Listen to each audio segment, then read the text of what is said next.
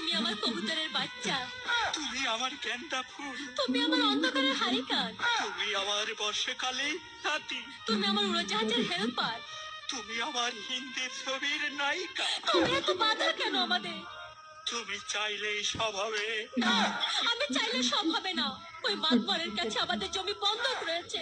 আমার কথা দিয়েছে ওর সঙ্গে আমার বিয়ে দেবে, আর আমার যদি বিয়ে না হয় ওর সাথে ওই জমি জায়গা কিচ্ছু ফেরত দেবে না।